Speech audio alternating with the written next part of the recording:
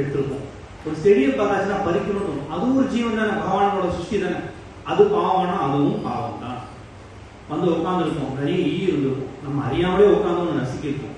இந்த மாதிரி நமக்கு கண்ணுக்கு தெரியாமல், தெரிஞ்சோ தெரியாமலோ நம்ம ஒருத்தர் வேணும்னே ஏமாத்துறோம்னு கிடையாது. எங்கேயோ ஒரு இடத்துல அவளுக்கு வரக்கூடிய லாபத்தை நம்ம போய் முன்னிட்டு ஒரு இடத்துல பண்றோம்னா, உதாரணத்துக்கு தக்கல் டிக்கெட்னு எடுக்கிறோமே, அது வேற என்ன?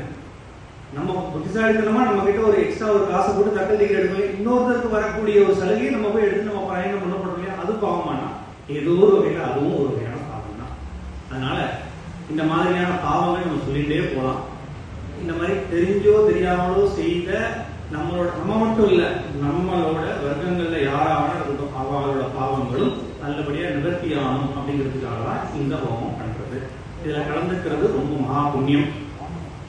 இதுல உள்ளது எதுவுமே புரியவே இல்லையே, நான் வந்து உட்கார்ந்துருந்தேன், இது எப்படி அப்படின்னு கேட்டேன்னா, கசப்பான ஒரு மருந்தோ மாத்திரையோ உள்ளுக்குள்ள என்ன இருக்குங்கிறத நம்ம பார்த்து அது ஒவ்வொன்றும் என்ன வேலை பண்ணணும்னு நம்ம பண்றது இல்லை. அதே மாதிரிதான் இந்த மந்திரங்கள் நம்மளுக்கு புரியாட்டா கூட அதோட வேலையை அதை பார்க்கத்தான் செய்யும். நமக்கு கண்ணுக்கு முன்னாடி தெரியாட்டா கூட உள்ளுக்குள்ள இருக்கக்கூடிய ஆத்மா, உள்ள இருக்கக்கூடிய ஜீவன், நம்மளோட பிராணன் எல்லாமே என்ன பண்ணணுமோ அது பண்ணதான்.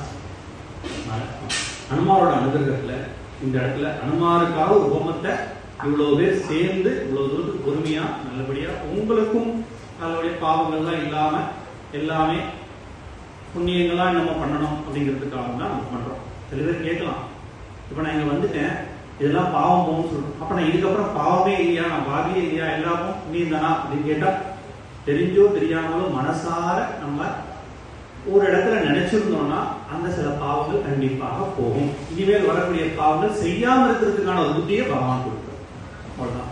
என்னைக்குமே பிராயச்சித்தமோ பரிகாரமோ நல்ல கேட்குறதோ, இயற்கையா பெய்யக்கூடிய மழையை நம்ம நிறுத்த முடியாது.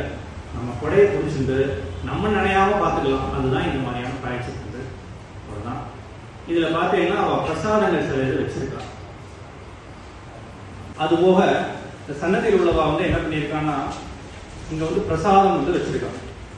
இந்த யாருக்கு கொடுக்குறா அப்படிங்கிறது தெரியலவா வந்து அவ எப்பவுமே அவ அதுக்காக வச்சிருப்பா. இந்த பிரசாதத்தோட மகிமை என்னங்கிறத நான் சொல்றேன். அன்னமய கோஷம், அதாவது பஞ்ச கோஷங்கள் உண்டு. அதுல வந்து அன்னமய கோஷம், பிராணமய கோஷம், மனோன்மய கோஷம், விஞ்ஞானமய கோஷம், ஆனந்தமய கோஷம் அப்படி சொல்லி 5 கோஷங்கள் உண்டு. அன்னமய கோஷம் அப்படின்னாச்சுன்னா நமக்கு சரீரம், நம்ம கண்ணால பார்க்கக்கூடிய சரீரங்கள், இதுல நம்ம சாப்பாடு, நம்ம எடுத்துக்கக்கூடியது, இந்த ஒரு வகையான ஏதாவது வகையில் தொந்தரவுகள் இருக்கு, அதனால வரக்கூடிய தொந்தரவுகள்லாம் நீங்கணும் அப்படின்னா இதுல வந்து மந்திரச்சுரணம்னு சொல்லி வச்சிருக்கா. இதுதான் அன்னமய கோஷம்னு சொல்லக்கூடிய நம்மளோட சரீரத்துக்கு. இதை வந்து தீர்த்தத்துல சேர்த்து சாப்பிடும் போது ருணரணம் அந்த மாதிரி ரோகங்கள்லாம் இல்லாம இருக்கணும் அப்படிங்கிறதுக்காக வச்சிருக்கிறது. அடுத்தது மனோன்மய கோஷம், பிராணமய கோஷம். பிராணமய கோஷம் சொல்லுவோம்.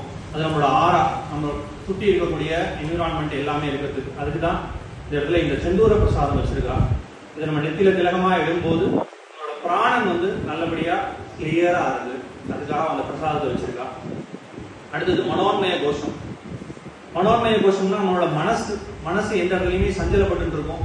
சஞ்சலப்படாம இருக்கணுங்கிறதுக்காக தான் ஆஞ்சநேயரோட ரட்சை இங்க இருக்கு. அவர் கட்டி போடுற மாதிரி நம்மளோட மனசை கட்டி போட்டு எந்த விதமான கெட்ட சிந்தனைகள்லாம் இல்லாம இருக்கணும், எந்த ஒரு துரு உபாதைகள்லாம் இல்லாம இருக்கணும், நம்மள வேற யாரும் எதுவும் ஒரு துருதா பண்ணிடக்கூடாதுன்றதுக்காக தான் இந்த ரட்சை. அடுத்தது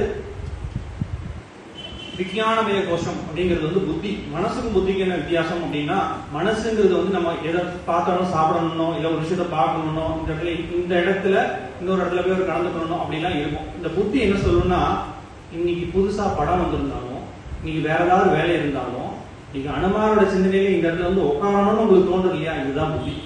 இந்த புத்தி என்னைக்குமே நிரந்தரமா இருக்கணும் அப்படிங்கிறதுக்காக தான் ராமநாமம் நீங்க சொல்லணுங்கிறதுக்காக தான் அவ வந்து இந்த ஒரு துளசி மணி மாலையை வச்சிருக்காங்க.